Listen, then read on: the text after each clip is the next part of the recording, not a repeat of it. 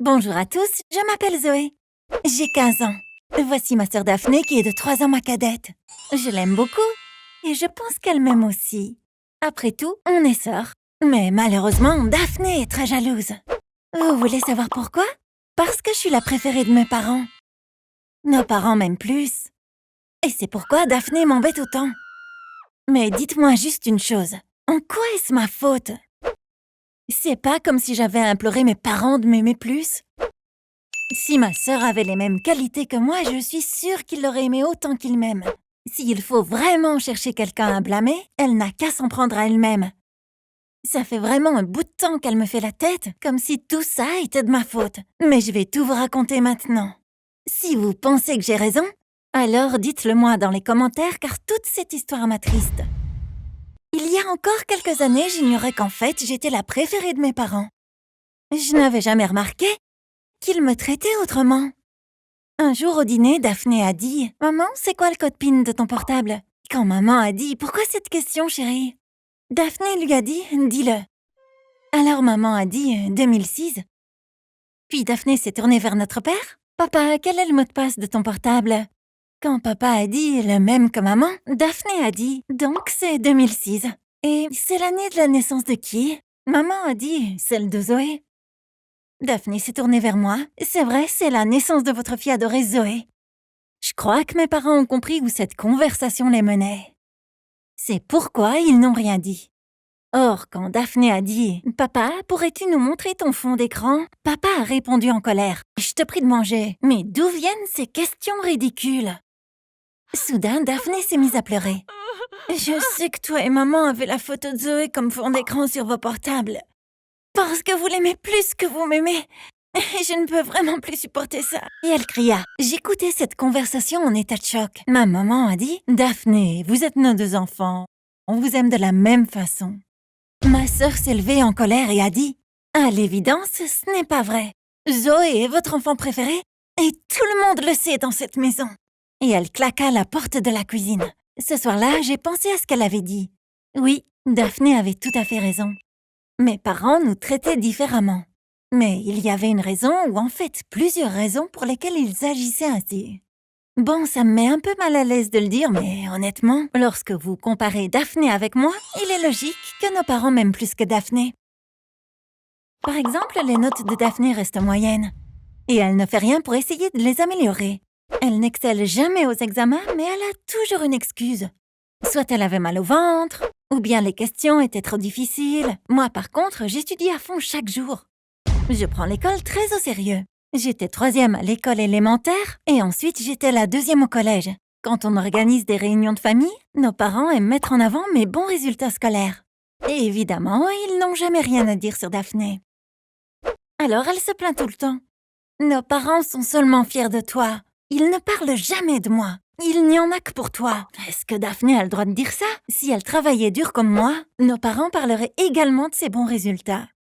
Un jour, maman lui a dit « Pourrais-tu aller acheter des œufs et du café? Pourrais-tu aussi sortir la poubelle, s'il te plaît ?» Comme d'hab, elle refusa en disant « Tu as toujours quelque chose à me faire faire. Pourquoi ne pas demander à Zoé pour une fois? C'est toujours moi. » Maman a dit « Je ne demande pas à ta sœur parce qu'elle étudie. Toi, tu joues dans ta chambre avec ton portable. » Pour être juste, Daphné fait la plupart des tâches ménagères. Ma mère me demande rarement quelque chose. En revanche, je fais mes devoirs avec application. Dès que je reviens de l'école, je m'assois à mon bureau, je revois tout ce que nous avons étudié en classe, puis je prépare des QCM pour m'évaluer. Je prends une petite pause entre deux et puis je dîne. Mis à part cette pause, j'étudie tout le temps. Avec Daphné, c'est tout le contraire. Je ne l'ai jamais vue faire ses devoirs. Je ne suis pas sûre qu'elle prépare ses évaluations. C'est pour ça que je trouve normal que maman lui demande de faire les corvées. Je crois que la façon dont maman traite Daphné est juste. Je crois qu'elle le mérite bien. Une autre bonne raison peut expliquer que je suis la préférée des parents. Maman pense que je lui ressemble.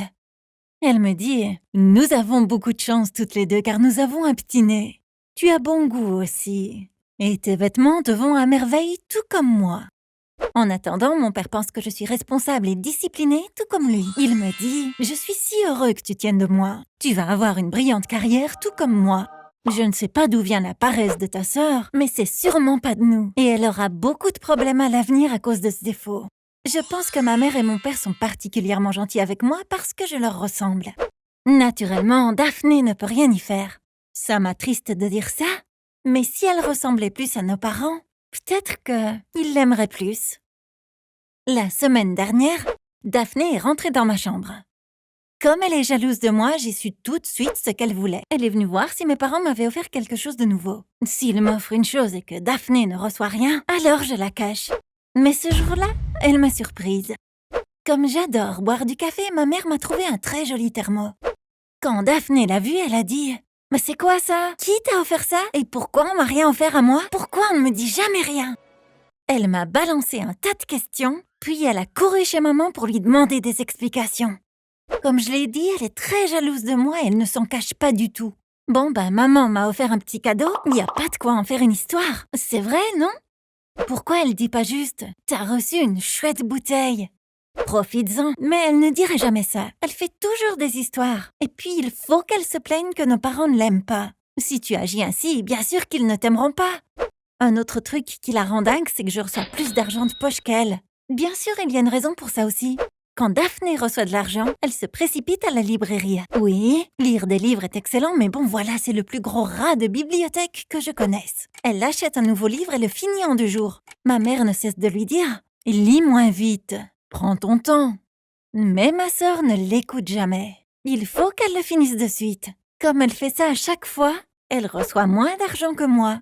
Moi, je claque jamais mon argent de poche. J'économise et puis avec un peu d'aide de ma mère, je m'achète un bel ordinateur par exemple.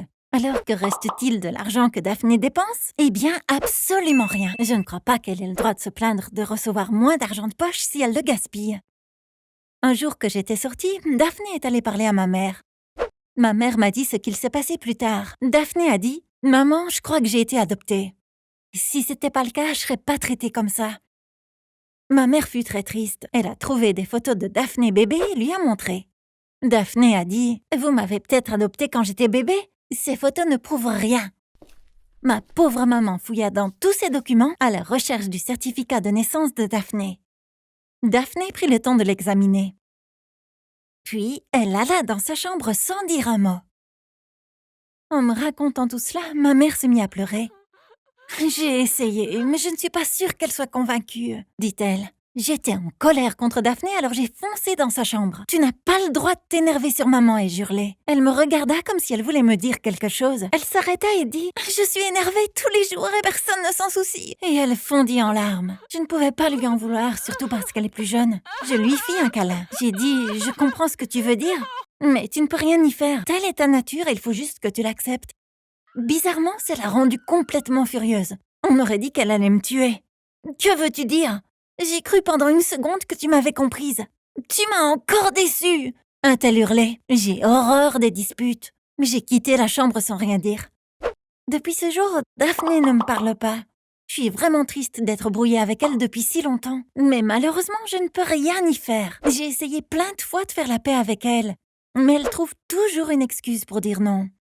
Honnêtement, je crois que Daphné continue à m'en vouloir parce que mes parents agissent comme avant avec elle. Comme je l'ai dit au début, je l'aime beaucoup. C'est mon unique sœur.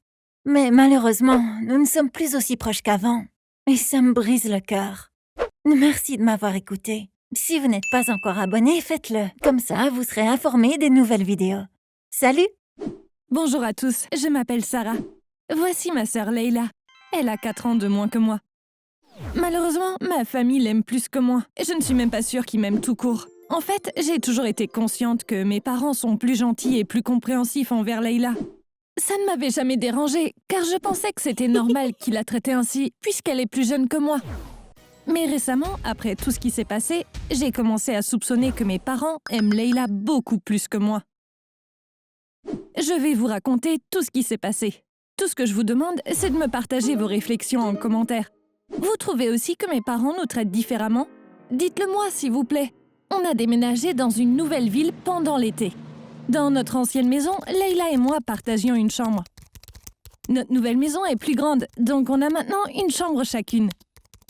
On savait que les étés dans cette région étaient vraiment chauds, mais il s'est avéré qu'il faisait encore plus chaud que ce qu'on avait imaginé. La nuit, nous ne pouvions littéralement pas dormir. La maison n'avait l'air conditionné que dans la chambre de nos parents et le salon. Leila et moi ne l'avions donc pas dans nos chambres. On n'a finalement pas eu d'autre choix que de commencer à dormir dans le salon. Je détestais dormir dans le salon, comme j'avais maintenant ma propre chambre. Mais je n'avais pas vraiment d'autre choix, car le déménagement avait coûté cher à nos parents.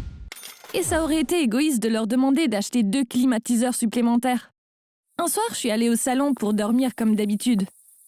Leila n'était pas encore là. Elle n'est pas venue avant que je m'endorme.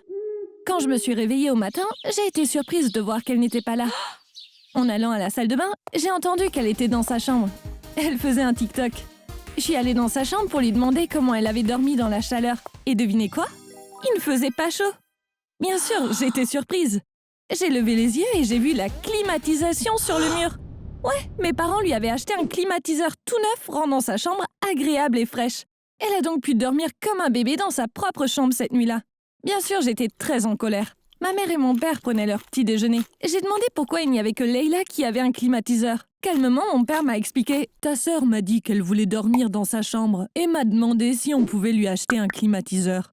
Je suis donc allée lui en chercher un. Ils l'ont installé pendant que t'étais à l'école. » J'ai commencé à lui dire « Papa, je vis ici aussi. Tu sais que moi non plus, j'ai pas envie de dormir dans le salon. » Ma mère m'a rapidement dit « Sarah, on t'en aurait acheté un si tu l'avais demandé. » J'ai dit « Allons en chercher un alors ?» Et mon père a répondu « Ça sera difficile pour nous de l'acheter ce mois-ci, mais on en reparlera le mois prochain. » J'avais vraiment pas envie de me disputer avec eux à ce sujet, mais il était évident qu'ils faisaient du favoritisme et qu'ils essayaient juste de le cacher. Comme je l'ai dit au début, ils ont toujours été plus gentils avec Leila, mais ce qu'ils ont fait cette fois-ci est allé bien au-delà.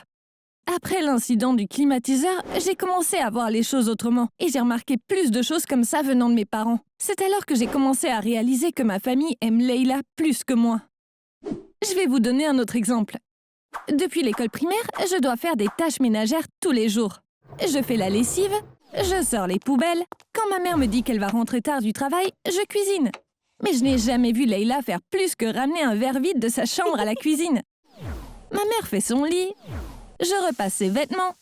Une fois, quand ma mère m'a dit « Passe l'aspirateur dans le salon », je lui ai dit « Je dois réviser pour mon devoir de maths de demain. Leila peut pas le faire ?» Ma mère m'a dit « Bien sûr que non. » Alors j'ai dit « Pourquoi pas ?» Vous savez ce qu'elle m'a dit? Parce que c'est à toi de le faire. C'est quoi cette réponse? Et sans rien dire d'autre, je l'ai fait comme une idiote. L'anniversaire de Leila est le mois prochain. Je m'en suis rendu compte quand ma mère m'a dit « Je pensais prendre un gâteau en forme de logo TikTok à Leila cette année. Qu'est-ce que t'en penses ?» Pour les anniversaires de Leila, on prend toujours un gâteau en forme de ce qu'elle aime à ce moment-là. L'année dernière, elle a reçu un gâteau qui ressemblait à un personnage de Roblox. Mais pour mes anniversaires, ma mère ne fait que des gâteaux ordinaires. Selon ma mère, c'est une tradition familiale. Elle fait mon gâteau elle-même pour me montrer à quel point elle tient à moi. Avant, je l'aurais cru. Mais maintenant, je sais qu'elle se fiche tout simplement de moi. Parce que si c'était le cas, elle préparait aussi les gâteaux de Leila. Dès que j'ai commencé à remarquer des choses comme ça n'a pas cessé d'arriver. Peut-être que ça avait toujours été comme ça et que je ne l'avais jamais remarqué. Un matin, ma sœur est venue à la cuisine en boitant. Elle s'était cogné le pied contre le bord du lit. Elle était très en colère et a dit « Maman, je viens de souffrir le martyre au sol pendant 10 minutes. Je n'arrêtais pas de t'appeler, pourquoi t'es pas venue ?» Je n'en croyais pas mes oreilles quand j'ai entendu l'explication de ma mère. « Oh non, c'est toi qui m'appelais? J'ai cru que c'était Sarah, alors je suis pas venue. Oh mon Dieu, vos voix se ressemblent tellement que je les confonds. Désolée de pas être venue. » Elle disait ces choses comme si je n'étais pas là. C'est comme si elle voulait que je sache qu'elle se fiche de moi. Je n'ai pas pu m'empêcher de dire « Chère Leila, la prochaine fois tu devrais crier « C'est moi Leila !» pour que maman sache que c'est toi. » Ma mère n'a rien dit. Elle me regardait juste comme si c'était moi qui avais fait quelque chose de mal. C'était tellement évident que Leila était la petite princesse de la famille. Mais je n'y avais jamais fait attention parce que j'étais naïve. Voici un autre exemple. Mes parents ne manquent jamais un spectacle de Leila à l'école. Si c'est pendant la journée, mon père prend un jour de congé. Je n'ai plus l'occasion de jouer, mais mon père venait rarement au mien, même quand j'étais petite. Quand il ne pouvait pas venir, il disait juste qu'il devait travailler. Mais quand il s'agit de Leila, mon père ne semble pas se soucier beaucoup du travail ou de quoi que ce soit d'autre. Mes parents viennent tôt pour être au premier rang, et ils encouragent leurs précieuses filles comme des fous pendant tout le spectacle. L'autre différence avec l'école, ce sont nos notes.